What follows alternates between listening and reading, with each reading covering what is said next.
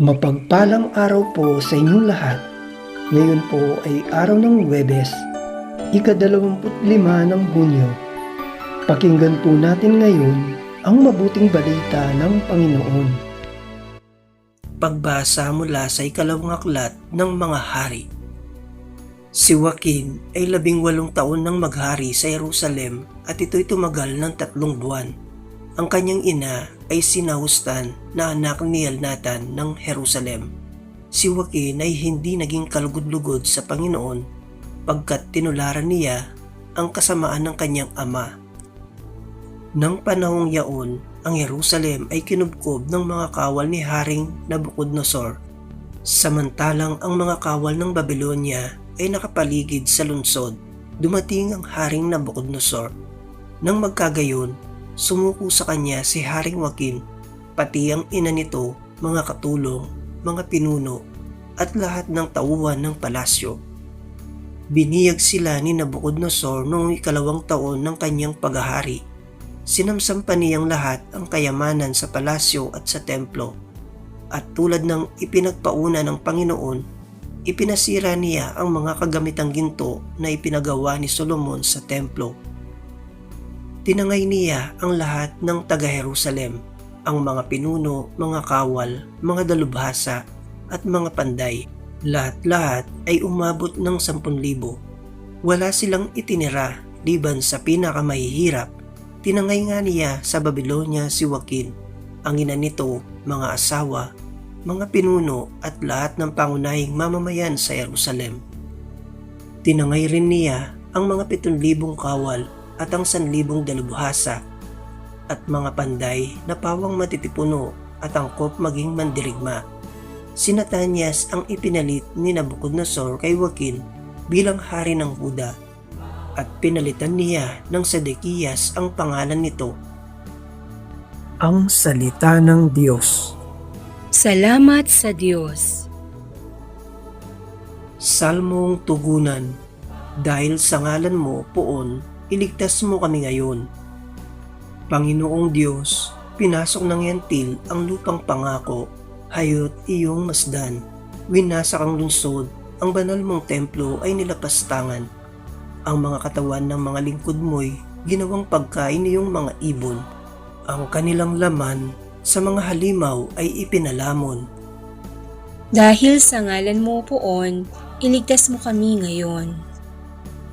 Dugo ng bayan mo'y ibinubo nila sa buong palibot nitong Jerusalem.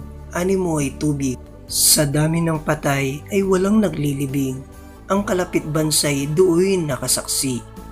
Hindi mapigilan iyong pagtatawa. Lahat sa palibot ay umahalakak sa gayong nakita. Iyong galit sa amin, O Poon, hanggang kailan ba kaya matatapos? Di na ba titigil ang pagkagalit mong sa amin, tutupok? Dahil sa ngalan mo, Poon, iligtas mo kami ngayon. Huwag mong parusahan kaming mga anak sa pagkakasala ng aming magulang. Ikaw ay mahabag sa mga lingkod mong pag-asa'y pumanaw. Dahil sa ngalan mo, Poon, iligtas mo kami ngayon. Mahabag ka sana, kami ay tulungan, Panginoong Diyos na tagapagligtas. Dahil sa ngalan mo, kaming nagkasalay patawaring ganap at ang pagpupuri sa iyo ng madlay hindi magdilikat. Dahil sa ngalan mo, Poon, iligtas mo kami ngayon. Aleluya, aleluya. Ang saki nagmamahal, tutupad sa aking aral, ang mata ko'y mananahan.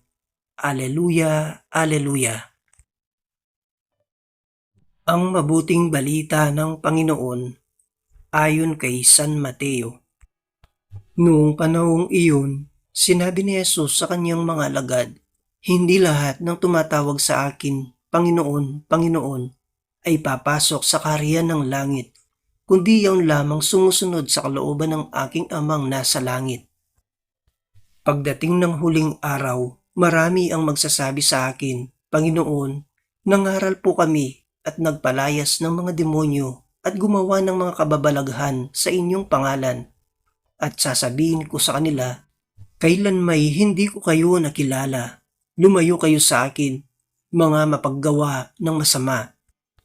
Kaya't ang bawat nakikinig at nagsasagawa ng mga salita kong ito ay matutulad sa isang taong matalino na nagtayo ng kanyang bahay sa ibabaw ng bato. Umulan ng malakas, bumaha at binayo ng malakas na hangin ang bahay na iyon, ngunit hindi nagiba sapagkat nakatayo sa ibabaw ng bato. At bawat nakikinig ng aking mga salita at hindi nagsasagawa nito ay matutulad sa isang taong hangal na nagtayo ng kanyang bahay sa buhanginan. Umulan ng malakas, bumaha at binayo ng malakas na hangin ang bahay.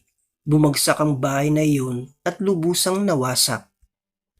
Nang masabi ni Jesus ang mga pananalitang ito, ang mga tao ay namangha sapagkat nagturo siya na parang isang may kapangyarihan at hindi tulad ng mga eskriba. Ang mabuting balita ng Panginoon. Pinupuri ka namin, Panginoong Hesukristo.